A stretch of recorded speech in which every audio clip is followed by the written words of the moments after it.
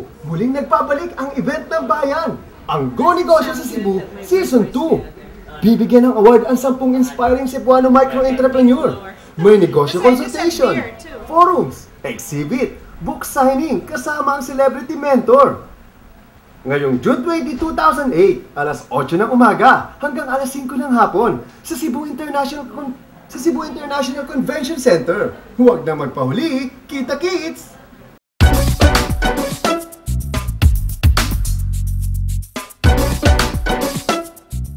Creative voices kasi galing yan sa dalawang salita. Creative tsaka voices. Pero yung creative, galing yan sa dalawang salita din. We create creative voices. Nagsimula ang negosyong ito noong 2005. Kasi nakita ko yung potential ng mga Filipino voice artists na pwede palang ibenta ang mga boses ng Pinoy sa iba't ibang bansa, lalo na dito sa Asia. Kasi ang Creative Voices lang ang tanging voice talent agency sa Pilipinas na tumutulong sa mga kapwa natin Filipino voice artists na ma-market yung sarili nila. Hindi lang dito sa Pilipinas, bukod kasama rin siyempre ang buong mundo. So ngayon, gumawa ako ng paraan para mag-produce naman din yung mga voice artists ng mga projects nila na hindi lang sila yung naghihintay, kung hindi natutulungan din nila yung mga kapwa nila voice artists para magkaroon din ng mga projects. At bukod doon, ma-promote ang voice acting bilang art. Nakilala kami through referrals sa internet kasi pag nag-google ka ng Voice Talent Philippines, yung top 100, makikita mo creative voices. Kasi maraming application ng mga voice talent, yung voice acting. Nandiyan yung radio commercials, AVP, telephone on hold, dubbing, radio drama, marami pang iba. Actually, ako bilang voice artist, hindi naman ako nagtatrabaho eh. I'm doing my craft. I'm doing what I want. This is my dream. Bata pa ako. Sabi ko, gusto ko marinig yung boses ko sa radyo. Lalo na kapag narinig yung mga bata na, narito na ako, humanda ka sa akin. Ay, lolo, nandiyan ka pala.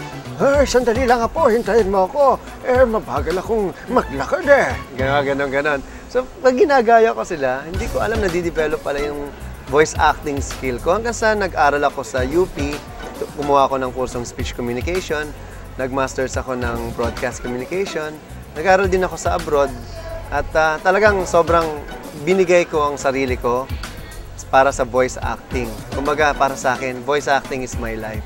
Siguro para sa akin, isa sa mga greatest fulfillment ko, yung pagkakatatag ko sa asosasyon ng mga aspiring voice artists, yung Society of Young Voice Artists of the Philippines. Basically, it's an exclusive organization. Lahat ng mga nakakasali dito, yung mga nag-workshop sa amin, sa VoiceWorks, voice acting and dubbing workshop sa Creative Voices. Kasi kami lang ang nag-o-offer ng voice acting workshop so far sa Pilipinas.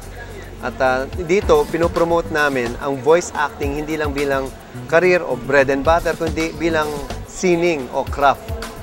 Kasi alam mo, pag inuna mo yung sining, yung pagmamahal mo sa craft mo, hindi mo muna iisipin yung pera eh.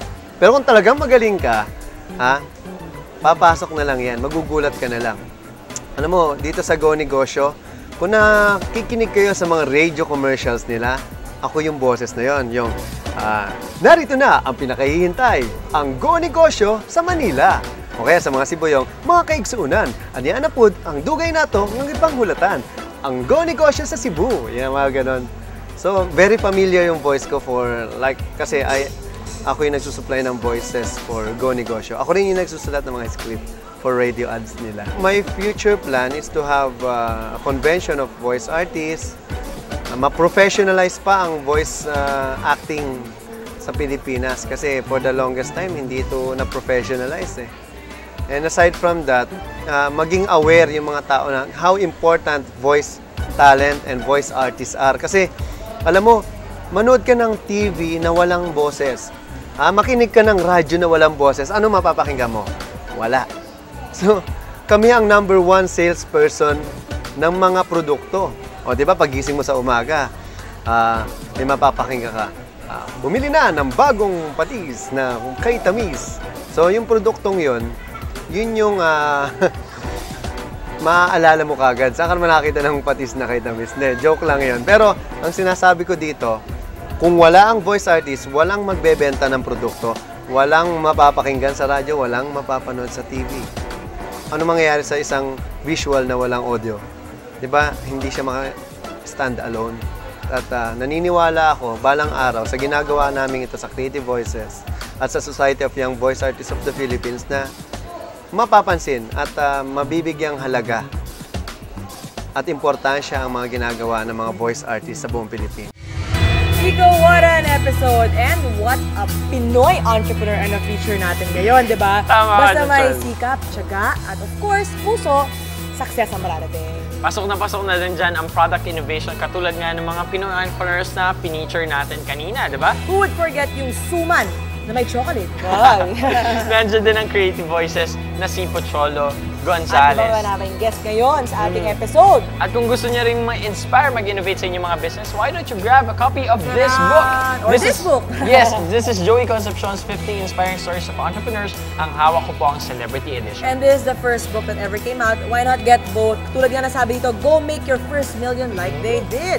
Of course, these books are available in National Bookstore and all other leading bookstores. Siyempre, gusto naming pasalamatan po si Miss Beth Garbo, ang Exhibit Manager Thank you. of the Mega Trade Hall. Also, we would like to invite you to visit the longest-running business and entrepreneur event. Watch out for the 7th Film Negosyo Expo 2008 on October 14 to 19 this year at the Mega Trade Hall. Yes, if you would like to get connected with them, just dial the numbers in your screen or i-email nyo na rin sila. Also, we'd like to thank our sponsors. Konka, maraming salamat with our Plasma TV nandito. Reyes Hair Cutters, thank you so much. Ako naman, I'd like to thank, of course, Dr. Melissa Lazaro, Salon One, and Una Rosa, located at Shangri-La Mall, and Levi's as well. Maraming salamat po kay Dr. Lazaro. Siyempre, maraming salamat din sa MOS Salon for Men located in Kimag Avenue. At siyempre, makakalimutan ko ba ang Levi's Jeans? Ayun na, Iko, of course, it doesn't stop here. If you still want to learn more about business, all you have to do is log on www.gonegosyo.net. Nandiyan din po ang aming libreng podcast. Siyempre, nakakahiya naman sa inyo kung hindi nyo magagamit ang cellphone nyo to get connected with us, di ba? So, just type in Negosyo space your message and send that to 229. And don't forget about the weekly column of Mr. Joey Concepcion himself sa Ask Negosyo. Iko, paano ba yan? Another episode has ended, but we do promise to see you again with only bigger and better business. Inspiring business entrepreneurs to show you guys para kayo rin maging big time na rin. So guys, it's time to say goodbye. Ito lang ang paborito nyong business show, ang Go Negosyo Big Time! Sulong laban, wag uurong.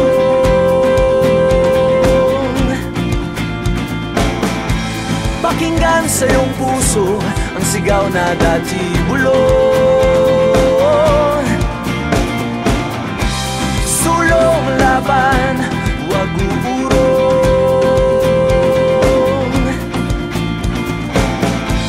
Pakinggan sa iyong puso ang sigaw na dati bulong.